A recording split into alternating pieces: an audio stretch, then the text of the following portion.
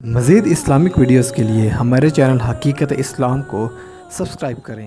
معززین علاقہ اہل محلہ حاضرین و سامعین، ہم جس محفل پاک میں حاضر ہیں اس کا مقصد اللہ ان کے پیارے محبوب کریم صلی اللہ تعالیٰ علیہ وسلم کی بارگاہ میں اپنی محبتوں کا خراج پیش کرنا ہے۔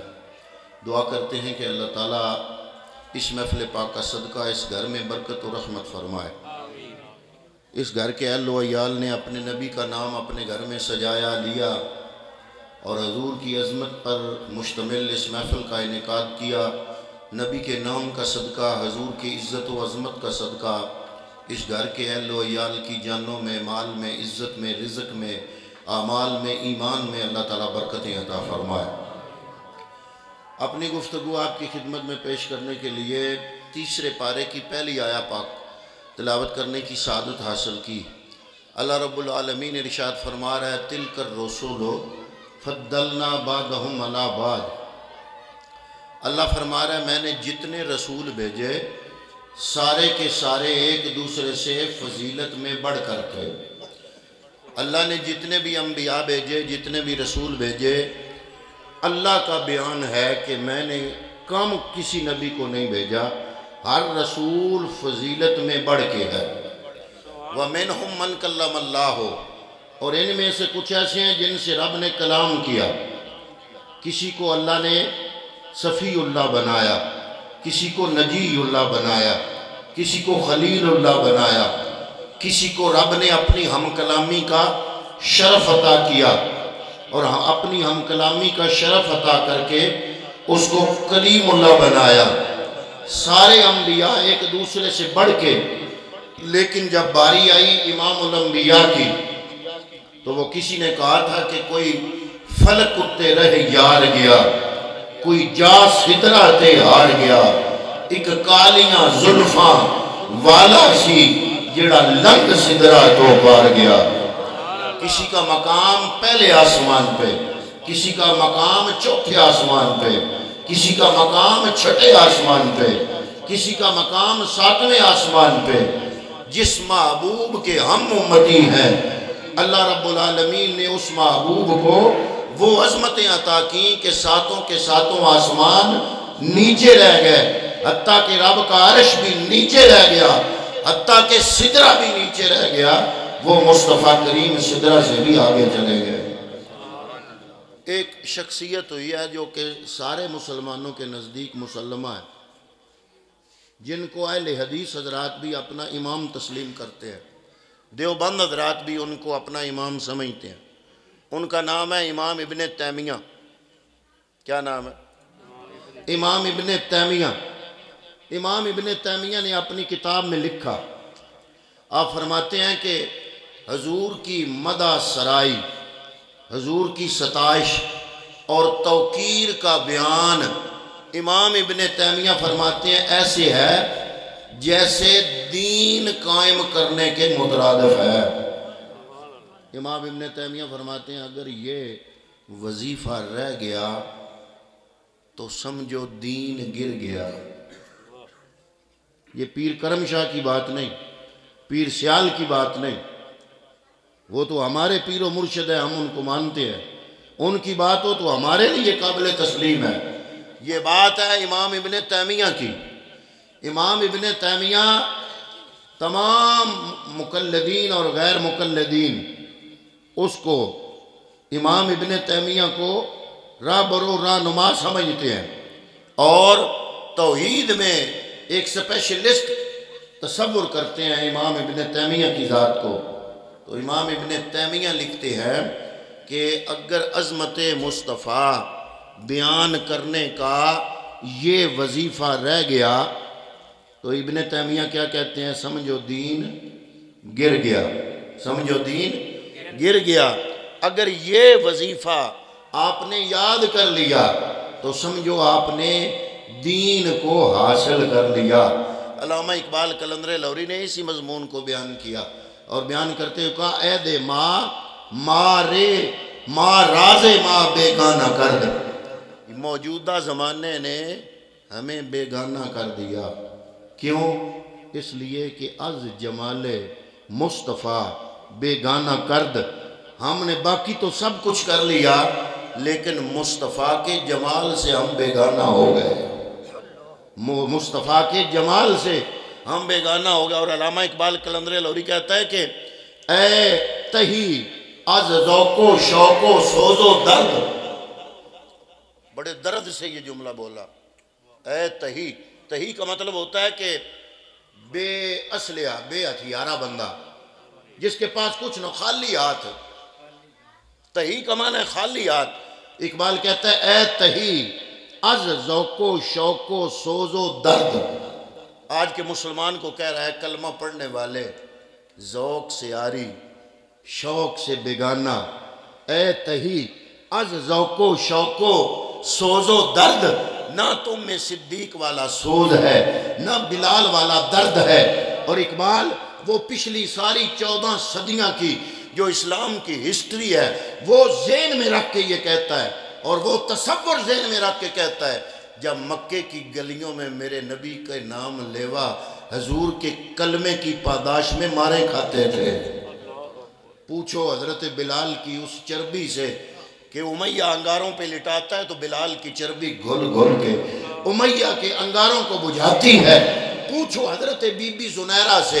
हजरत बीबी जुनैरा वो एक बूढ़ी खातून थी, ज़ईफ़ा थी, कनीज़ भी थी, लौंडी थी किसी की।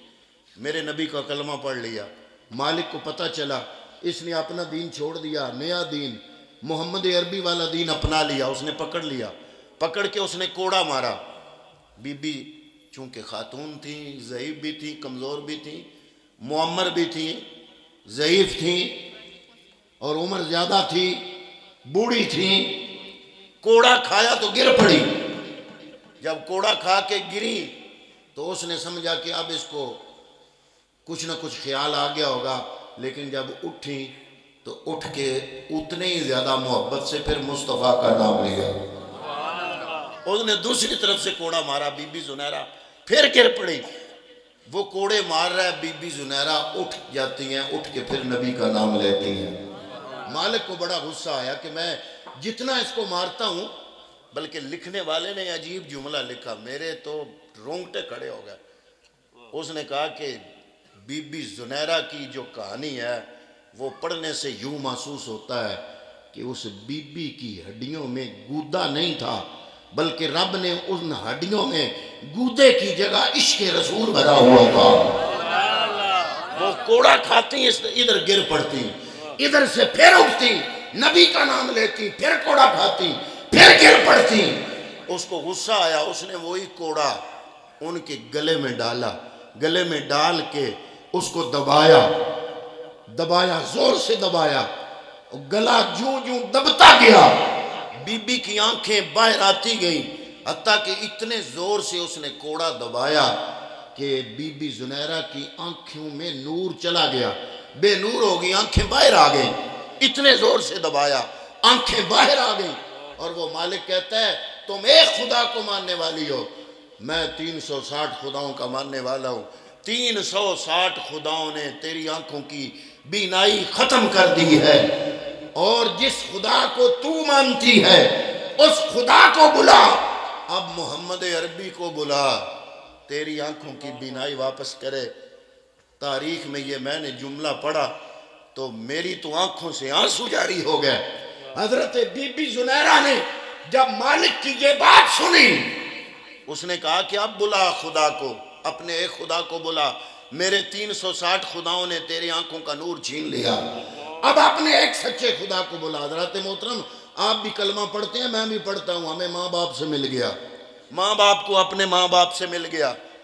कलमे की कदर हमें क्या होगी? कलमे की कदर उनको है जिन्होंने कलमे के बदले कोड़े खाए, जिन्होंने कलमे के बदले अंगारों पे लेटना पड़ा, जिन्हें कलमे के बदले फांसी के तख्ते पे लेटना पड़ा, जिन्हें कलमे के बदले उबलते हुए तेल के कड़ाह में जिनको रोस्ट किया गया, उन्होंने कलमा नहीं छोड़ा, जान अल्लाह के हवाले कर दी। मैं तो सोचता हूं कि अगर हमारे मुआशरे का कोई बंदा, काश उस दौर में था ही नहीं, जितनी मुनाफिकत हम में पाई जाती है और जितनी ऊपर वाला जो रवैया है वो और है, अंदर वाला रवैया और है।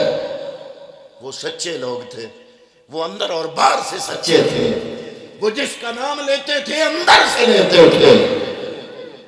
اب بی بی زنیرہ کا اس نے کہا کہ میرے 360 خداؤں نے تیری آنکھوں کا نور چھین لیا، اب بلا اپنے خدا کو، بلا اپنے نبی کو۔ بی بی زنیرہ دوزانوں بیٹھ گئی، ہاتھ اٹھائے رب کی بارگاہ میں، مالکہ میرا جو مرضی چھن جاتا مجھے افسوس نہیں تھا، پر مالکہ اب بات میری نہیں، تیرے محمد کی عزت کا مسئلہ ہے۔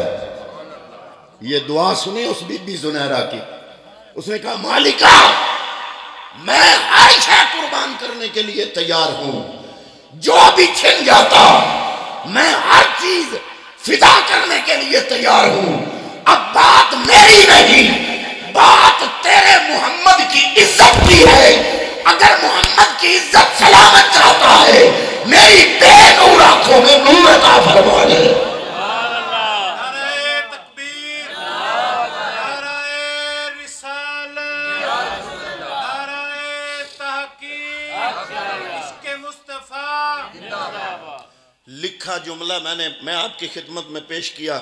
ابھی بی بی زنیرہ کے ہاتھ جو دعا میں اٹھے ہوئے تھے ابھی چہرے پہ نہیں آئے، دیکھنے والوں نے دیکھا کہ بی بی زنیرہ کی دونوں بے نور آنکھوں میں میرے رب کائنات نے نور دے کے ثابت کر دیا کہ اللہ رب العالمین اپنے محمد عربی کی عزت کو آدم بنانے پر کاربند بھی ہے اور تیار بھی ہے اور بڑھاتا بھی ہے۔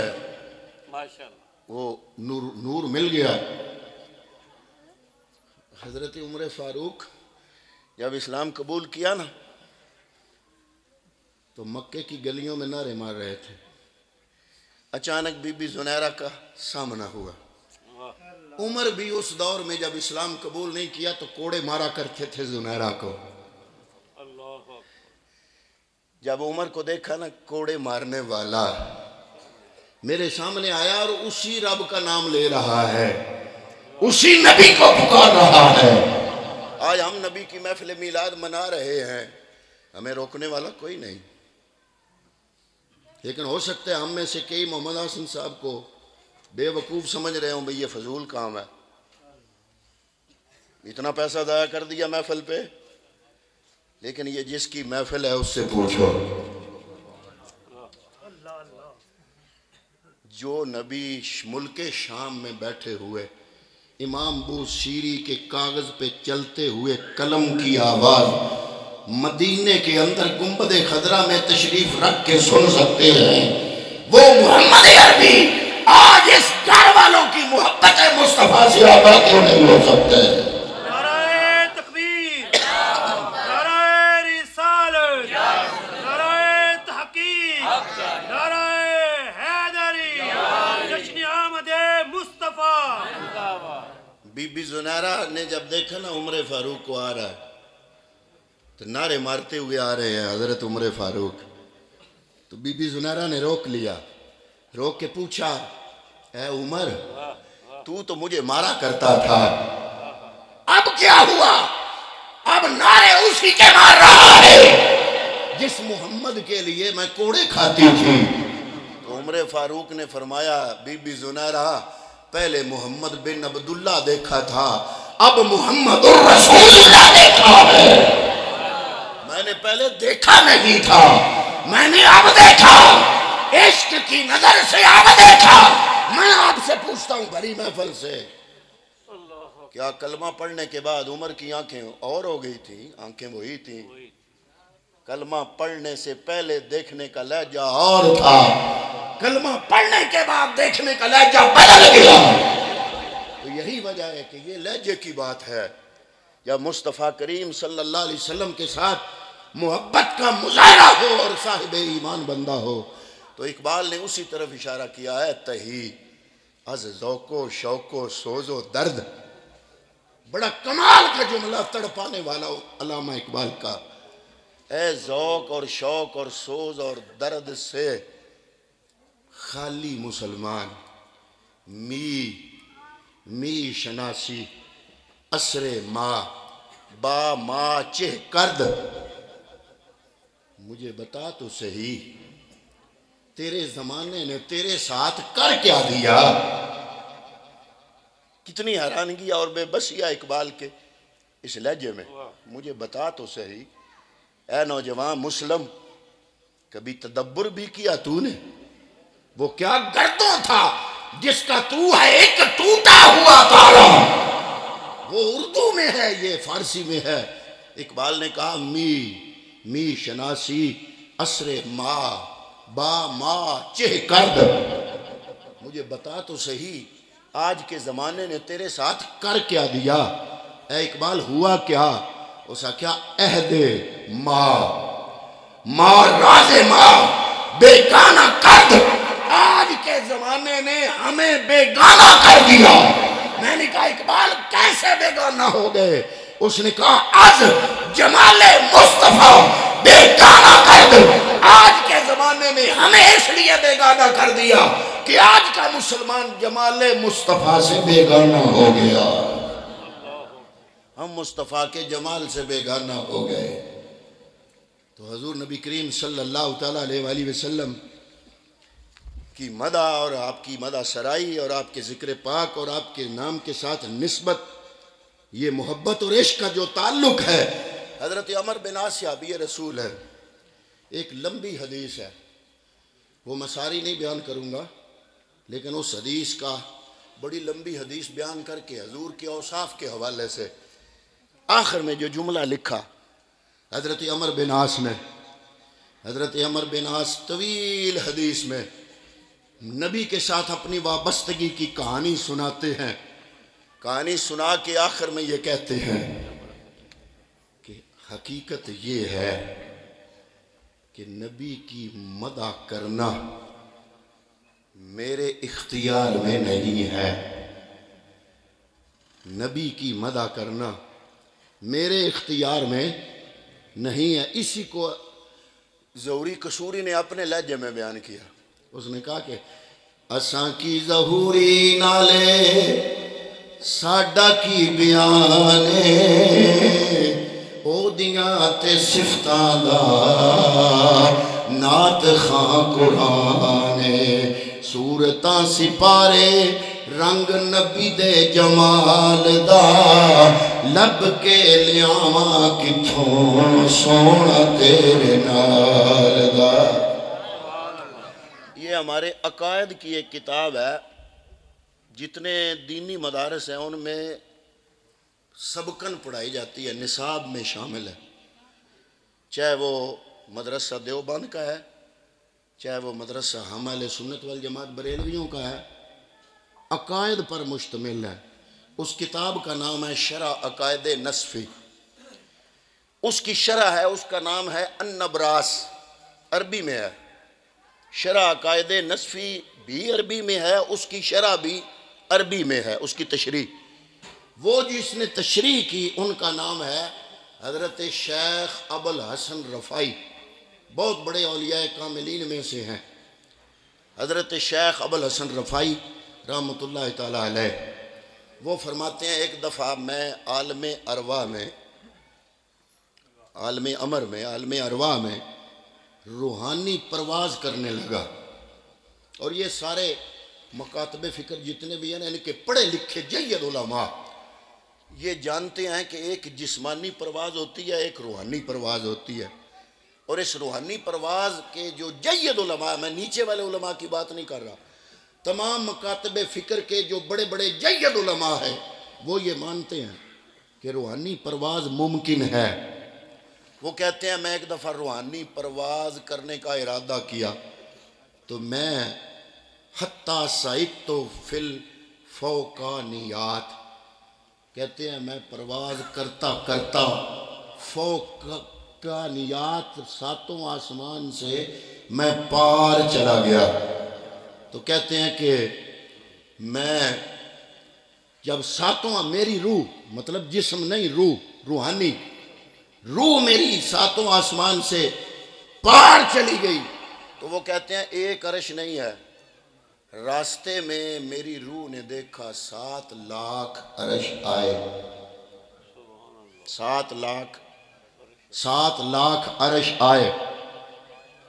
وہاں پہ جب میں پہنچا تو آگے سے آواز آئی، اے ابوالحسن رفاعی کہاں کا ارادہ ہے؟ تو میں نے کہا میری روح اس عرش کو دیکھنا چاہتی ہے جس عرش پہ محمد عربی کے قدم مبارک آئے تھے۔ تو مجھے جواب آیا، ارجع لا وصول لک، اگر تو 7 لاکھ سال مزید پرواز کرتا رہے تو اس عرش تک جہاں میرے محبوب کے قدم آئے تھے، تو اس عرش تک کیا تیرا خیال بھی نہیں پہنچ سکتا۔ جہاں ہماری فکر اور خیال ہی نہیں پہنچ سکتا، وہاں پہ مصطفیٰ کے قدم تھے۔ اور اگر اس جگہ کی یہ شان ہے تو چہرہ ودعا کا کیا مقام ہوگا؟ مقام محمود کی بلندی تو پوچھو، جبریل کی ادا سے بحکم خالق جگانے والے ہوں، قدموں پہ مل رہے ہیں ہونٹ۔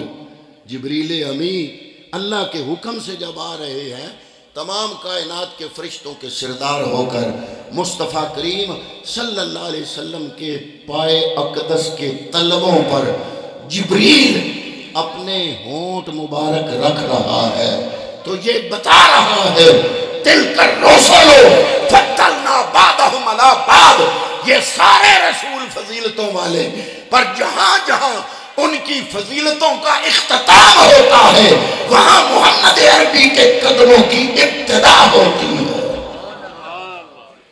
حضرت بسطامی بایزید بسطامی رحمۃ اللہ تعالی علیہ بہت بڑے اللہ کے ولی کامل ہے۔ حضرت داتا صاحب نے لکھا کشف المعجوب میں کہ 6 بڑے بزرگان دین میں سے ایک ہیں یہ، جن کا نام ہے حضرت بایزید بسطامی رحمۃ اللہ تعالی علیہ۔ یہ وہ ہیں جن کو یحییٰ بن معین ایک بہت بڑے ولی کامل ہیں، انہوں نے خط لکھا اور خط میں ایک جملہ لکھا، انہوں نے کہا اس شخص کی کیا شان ہے، بات اپنی کی لیکن صیغہ غیب استعمال کیا، بات اپنی کی اور صیغہ غیب سے بات کی۔ کہتے ہیں اس شخص کی کیا شان ہے، کیا شان ہوگی جو 7 سمندر پی لے، جو 7 سمندر جو معرفت خداوندی کی ہے ان کو پی لے، بلکہ ان میں سے جو پہلا جرعہ بھرے، پہلا گھونٹ بھرے تو وہ ہوش ہی کھو دے۔ 7 سمندروں کو پینے کا ارادہ تھا، پہلا گھونٹ بھرے اور ہوش کھو دے۔ آپ کے نزدیک اس شخص کی کیا شان ہے؟ تو حضرت بایزید بسطامی نے خط کا جواب دیا، فرمایا پھر اس شخص کی تمہارے نزدیک کیا شان ہے جو 7 سمندر پی لے تو پھر بھی ہوش میں رہے۔ 7 سمندر پی کر بھی وہ ہوش گم نہ کرے، ہوش میں رہے۔ یہ ہیں حضرت بسطامی رحمۃ اللہ تعالی علیہ۔